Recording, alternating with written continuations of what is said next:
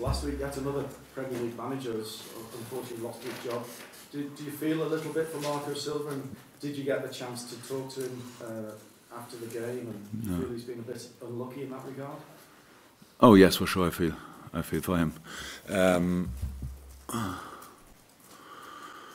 Look, since I'm in England, it's Everton is how we all know, and you know it better than I do. It's a very, very ambitious club, so a big history and all that stuff. And then there's on one club was in the same city, which has obviously a slightly positive development, and you try to catch up with that, not only with that, but improve your own situation, and that's for the manager always difficult. We said, when I came in, I said, first and foremost, we have to make sure that we don't carry our history as a backpack anymore, and for that we needed positive signs, and that's a bit of a problem, I think.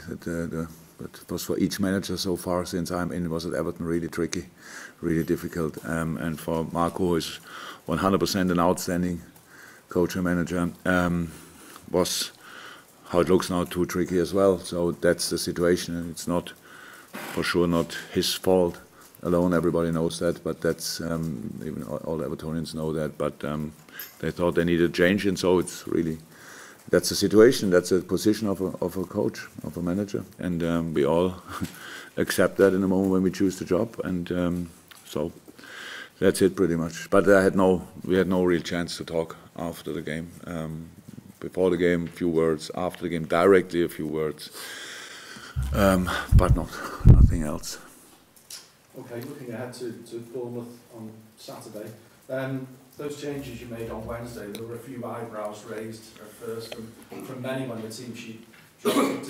Does this really just prove to everybody how you're all working together as a squad, and how together you are, and very much believing in each other, and the belief that they have in you as well? Wow. To the outside. Yeah. That was a really good team which we sent on a pitch, to be honest. So it was not. I was not 1 second in doubt about the quality of the players, but of course you cannot be sure if you don't play week in, week out with the same group of players together, like that, how it will be, timing wise, rhythm wise, shape wise. I was pretty sure, because that's what the boys showed in training, and these boys which came on, they have a lot of training, even a busy schedule, because we have the starting lineup, which plays most of the time, but we don't train really. We play the game, we recover, we have a -1 session, set piece, stuff like that, and play again. But the other guys, they have done 2 sessions in between these games. So, and in these sessions I could see that they are all in a really good shape. That was the main reason for making the changes, apart from that we had to do it anyway, because of the situation we are all in, because of a busy schedule. So, it's of course then, it's, you never know 100%, and I was really, really happy and pleased with the way the boys showed up. That was a very important sign, a massive sign for us. But it was for 1 game, and now we have to show it again tomorrow. And we have to see who we can use in that, especially in these 3 days between 2 games. So Wednesday, Saturday, that's always a massive challenge, and we have to be sensible and sensitive in the same moment with the decision making about the lineup, because Bournemouth will be really demanding. They will ask for everything. So we have to again be really spot on, intense, all that stuff. They are not happy with their situation, so we need a good intensity in that game again. And so that's what we try to make sure with the lineup. But then still the boys have to do the job, and hopefully they can do it. As you know by now, Jurgen, we love football. Christmas time. Yeah.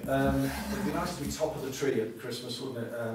If you win at Bournemouth on Saturday, you will be top at Christmas, guaranteed. I don't suppose you'd be worried by the fact that only 3 times in the last 10 years, the club that have been top at Christmas, who haven't gone on to win the title, is Liverpool. It's about time you put that right. Oh, I think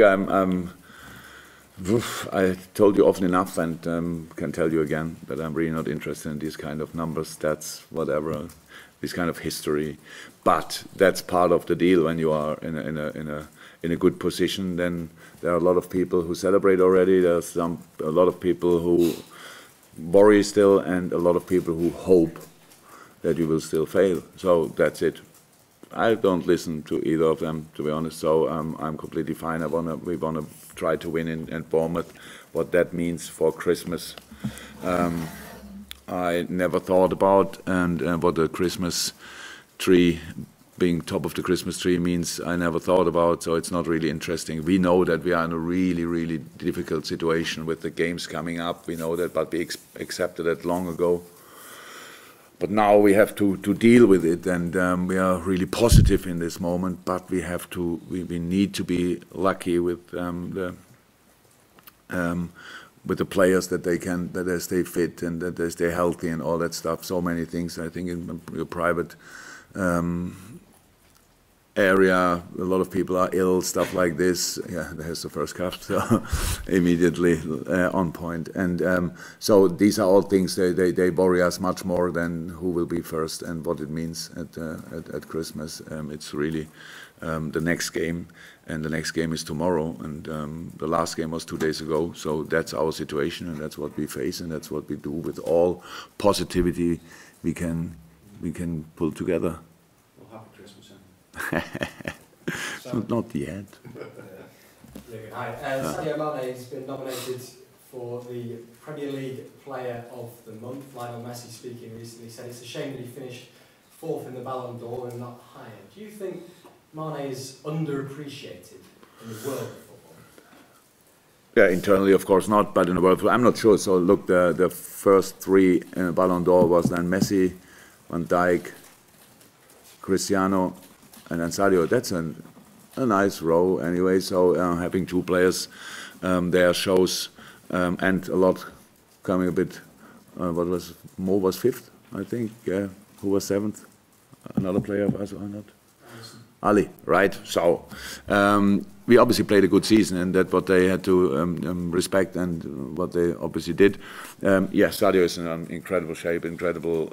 It was always, since the first day since he's in, he was an incredibly important player. I think I can still remember his first goal, if it was the Arsenal goal.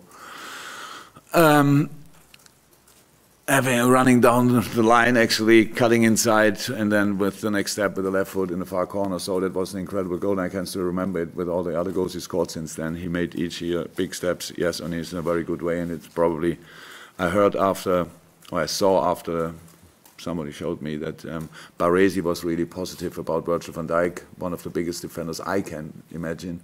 If that's kind of being crowned by the king, and for offensive players, that's then maybe when Messi says something like this. And Sadio, especially in the game against Barcelona here at home, he was quite impressive. It looks like we have 3 of him on the pitch, and he kept that shape. That's really good. If he stays healthy, he will have an incredible career in front of him, and I think he can climb in that table, Ballon d'Or wise, but then some other people make the decisions. Not even Lionel Messi can decide that, but he's in a very, very good way, and I'm really happy for him.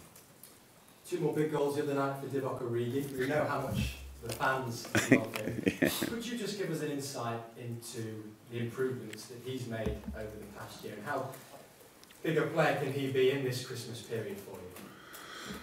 Yeah, Div is unbelievably important for us. So it's what's really nice is, since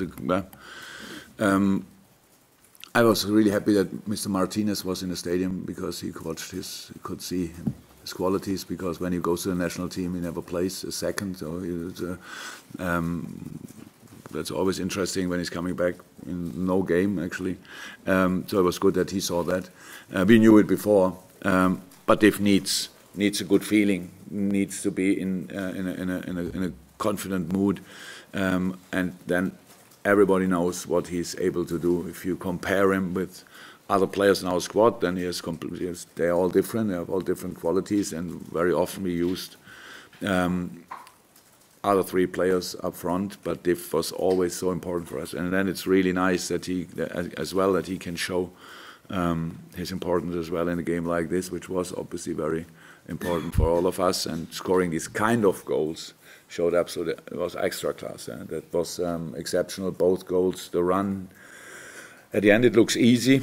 The first goal, it was a sensational pass from Sadio, of course, but making these 2 steps between the centre halves and a goalie, that's what a striker has to do, actually, to see that opportunity and then use it.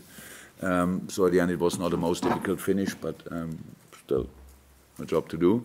And the other one was just a world-class goal. I don't see that often. It was a good ball from Dejan, but not easy to control, I would say. And that shows then his technical abilities. Shooting, he scored goals for us from all different angles, coming from the right wing inside, left wing, cutting inside, shooting along in a far corner. So all different kind of goals, yeah. Again, and as well, really, really happy for him. And now probably we speak about Chuck, do we?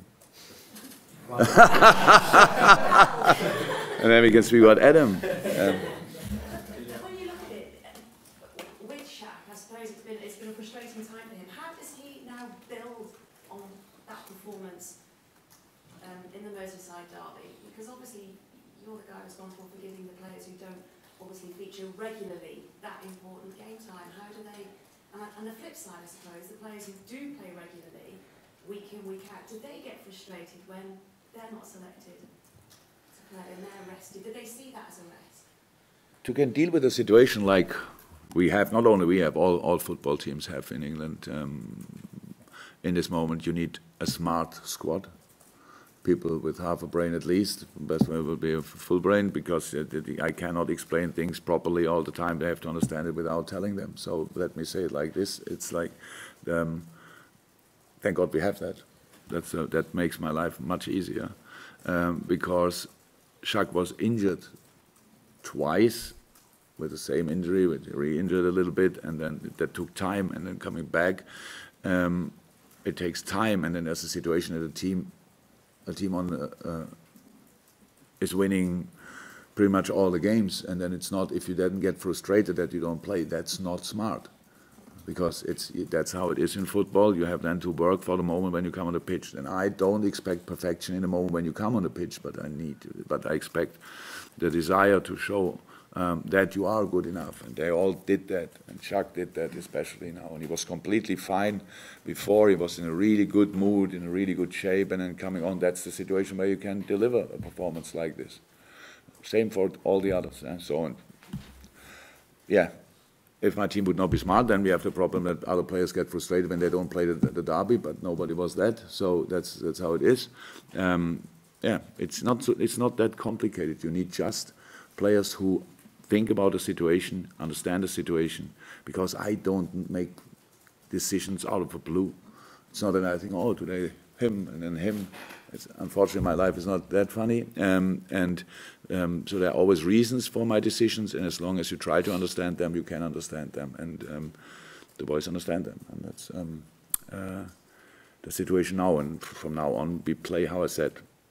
Yesterday, when I went home, I had an idea for a lineup, and you come in this morning and you hear the little things. He struggles here a little bit, there a little bit. No real concerns, but enough to think about if you really should do it, and stuff like this. So you start new if you want, and that will be now. That will be for the Salzburg game. That will be for the Watford game. That will be for the 2 games in Qatar. That will be for Leicester.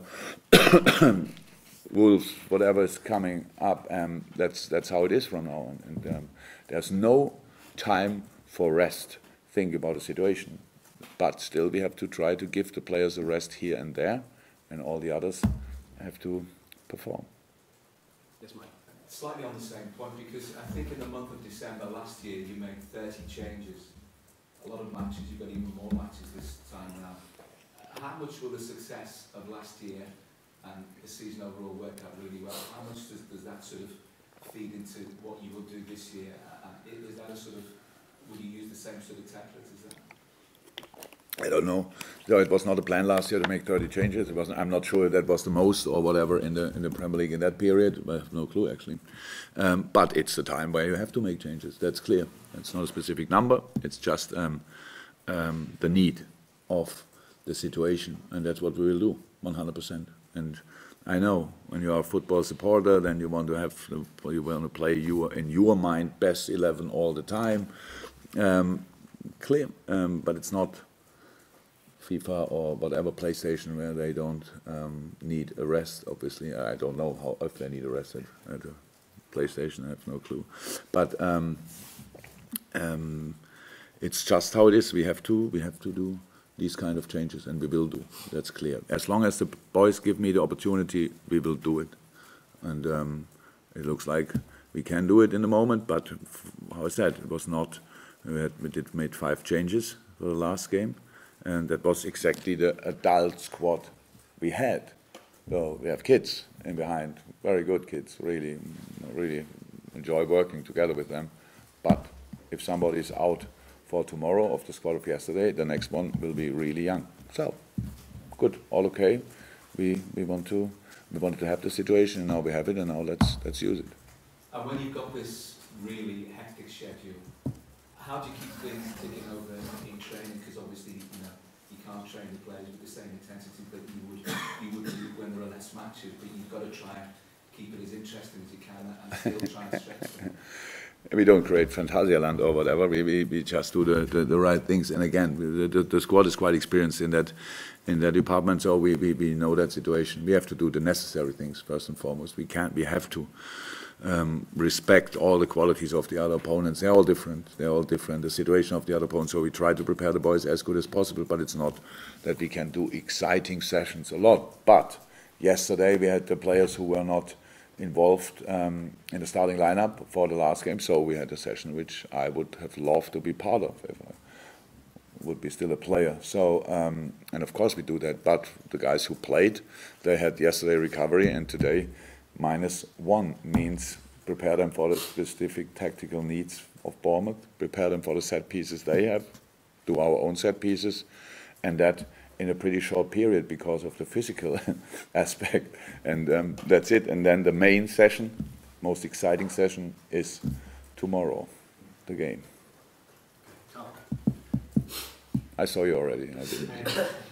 December, these press conferences change up a bit. Yeah, you keep it exciting for me. That's nice. You say you came in this morning that you heard some concerns about players.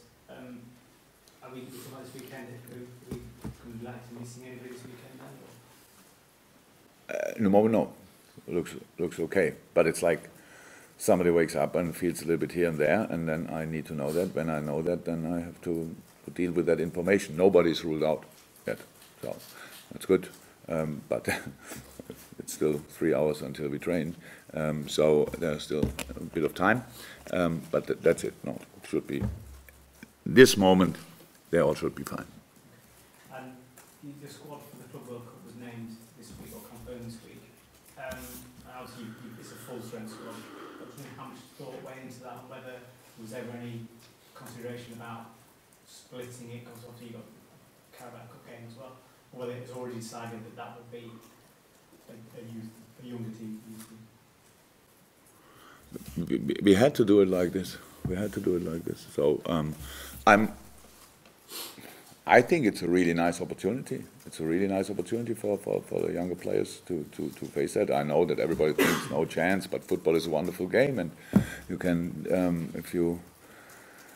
not sure if you know that, if you say it like this in England, but if you grow above yourself, like make the next step and enjoy the challenge, and I would love to be part of that game, to be honest, and I hope all the boys and Critch and the coaching staff enjoy it as well. So whatever happens, I'm responsible even for that game not being there. So they have no pressure. They just should fight for each inch on the pitch and enjoy themselves. They are playing in a wonderful stadium, one of the best in England for sure. Great atmosphere, stuff like that. Go there and make your maybe not first, but second and third and fourth steps in the professional world of football, and so that's really nice. And for us, there was absolutely no chance to do it differently. In the moment when it was clear when it will be played, and all the other dates were absolutely not possible for us to play it later or whatever. There was not one date which was really would have worked at all, because Aston Villa as well, difficult, and then there's rematches, possible rematches in the FA Cup and stuff like this, so it would have been mad as well. So I said, the situation is like it is, but at the end we will not suffer because of that. That's not possible. We won the game against Arsenal, a very exciting game, I loved it, and in that moment was clear, now we have to find a solution. That solution will not be perfect, but we try to make it as perfect as possible. So we go with a specific squad to Qatar, try there our best, and the other ones will play here. And if somebody thought I should have done it differently, yeah, I cannot change that. Did you consider splitting squad? Not at all. No, second. No. Last couple, Chris, anything from your side? Yeah, you can't play against you tomorrow, but how impressed have you been with Harry Wilson? On our goal, he scored 6 goals in the league. Oh, Harry. I'm happy, to be honest, that he cannot play against us. Each free kick is a proper threat. So, yeah, but we were never in doubt about Harry's shooting abilities, his skills in that part of the game. It's incredible, world class for sure. But Harry is at Bournemouth to improve all the rest of its game as well. So being involved, being decisive, being between the lines, using his speed and all that stuff, and he makes big steps there. So that's really important. And they're now not in the best run, but even there he scored 2 goals. The game before the last game, and nice goals as well. Not important enough at the end because they still lost, but he kept the game going, and so yeah, good, absolutely good.